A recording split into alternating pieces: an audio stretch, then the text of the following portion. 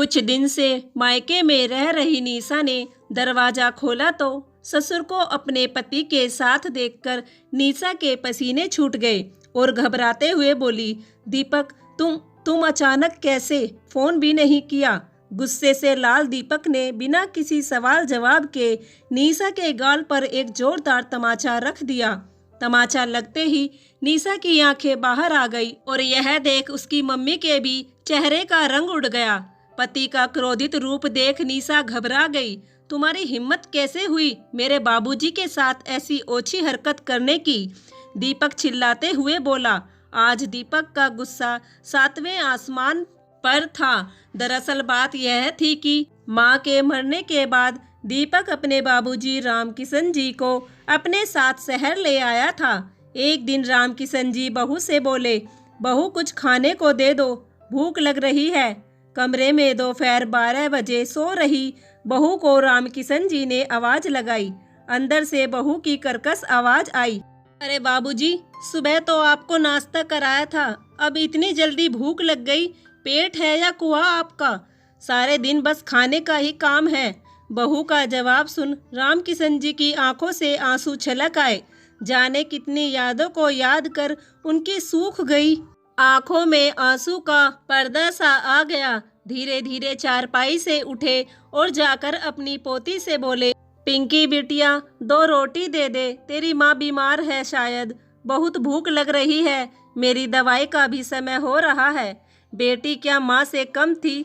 माँ ने ही तो संस्कार दिए थे, तो वह माँ से पीछे कहाँ रहती? बिना हिचके बैग उठाती हुई बोली, दादाजी मेरे ट्यूशन का टाइम हो रहा है, मैं तो चली। पोती की बात सुन सन खड़े रह गए रामकिशन जी और पिंकी चली गई। वापस आकर भूखे ही अपने कमरे में लेट गए। उनकी बहू निशा का व्यवहार अपने ससुर के प्रति बहुत ही अपमानजनक था। वह ना तो उनकी सेवा करती और ना ही कभी उन्हें टाइम पर खाना देती थी। कभी बासी कूसी खाना मिलता तो कभी भूखे पेट ही सो जाते। वह बात बात पर उनका तिरस्कार करती रहती। जब से गांव छोड़ इस घर में आए कभी अपनापन ना मिला। गांव में जैसे सारी खुशी की पोटली छोड़ आए। पत्नी के देहांत के बाद बड़े चाव से बेटे के साथ शहर आए थे रामकिशन जी। बेटा शहर ले जा रहा है मुझे, अब तो बेटे बहू के साथ रहूंगा, कहते हुए अपने दोस्त मित्रों से विदा ली थी रामकिशन जी ने। लेकिन यह दिन देखना होगा, यह कभी नहीं सोचा था। रामकिशन जी का बेटा जो कि आर्मी में था, घर बहुत कम ही आना होता था। फोन पर ही पत्नी से अपने पिता का हाल पूछ लेता था, लेकिन वह अपने पिता के साथ हो रहे अत्याचार से अनजान था। एक दिन निशा की मम्मी का फोन आया, अरे कैसी है निशा बेटी, अब तो बहुत दिन हो गए हैं तुझे आए। अरे मैं क्या बताऊं मम्मी, बुढ़िया तो चली गई, इस बुढ़े को मेरे गले बांध गई। रात दिन की नींद हराम कर रखी है मेरी, हर समय खाने को चाहिए बस। मेरा तो जीना हराम हो गया है, ना मैं कहीं आ सकती हूँ ना मैं कहीं जा सकती हूँ। अब तो बर्दाश्त से बाहर हो रहा है मम्मी। अरे निशा इतनी टेंशन मत ले, मेरी माने तो तू अपने ससुर को वृद्धाश्रम में छोड़ दे। अरे हाँ मम्मी, यह तो मैंने सोचा ही नहीं था। सही कह रही हो आप, आज ही मैं इनको वृद्धाश्रम छोड़कर आऊंगी। पीछे खड़े रामकिशन जी बहू की बातें सुनकर उनके पैरों तले जमीन खिसक गई।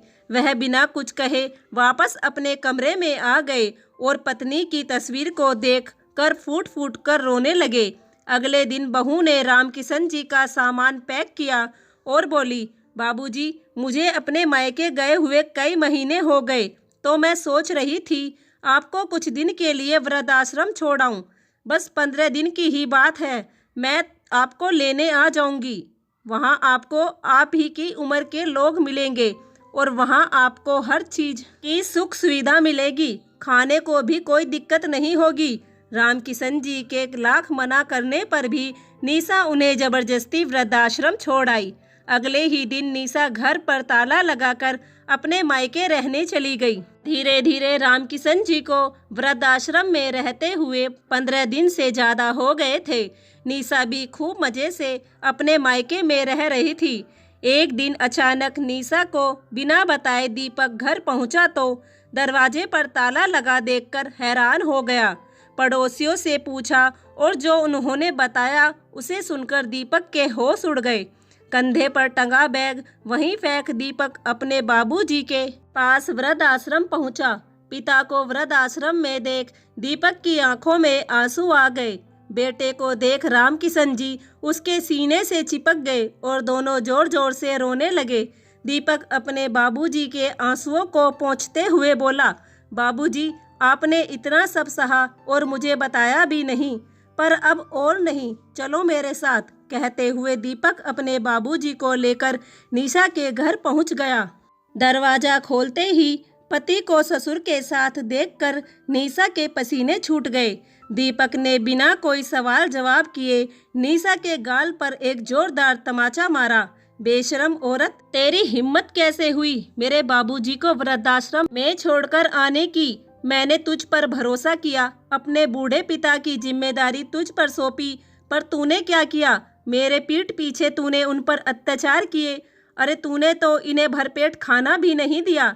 इसकी सजा तो तुझे जरूर मिलेगी।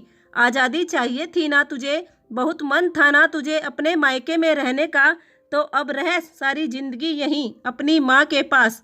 कहते हुए दीपक वहाँ से जाने लगा कि तभी निशा ने अपने ससुर के पैर पकड़ लिए। बाबूजी, मुझे माफ़ कर दो, बहुत बड़ी गलती हो गई मुझसे। इसके लिए तो भगवान भी कभी मुझे माफ़ नहीं करेगा। ऐसी गलती फिर कभी आगे से नहीं करूँगी। कहते हुए निशा जोर जोर से रोने लगी। बहू का बदला हुआ रूप और यूं गिड़गिड़ाते हुए देख राम किशन जी का हृदय पिघल गया और बोले, बहू, गलती इंसान से ही होती है और तुम्हें अपनी गलती का पश्चाताप हो गया, इससे बड़ी क्या बात होगी।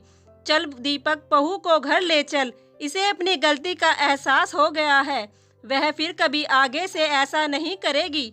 दीपक बोला, आज तो मैंने तुम्हें पिताजी के कहने पर माफ कर दिया, लेकिन आगे से तुमने ऐसी ओछी हरकत करने की सोची भी तो मुझसे बुरा कोई नहीं होगा। आज निशा अपने किए पर बहुत शर्मिंदा थी। वह आंखों में आंसू लिए हाथ जोड़े खड़ी थी।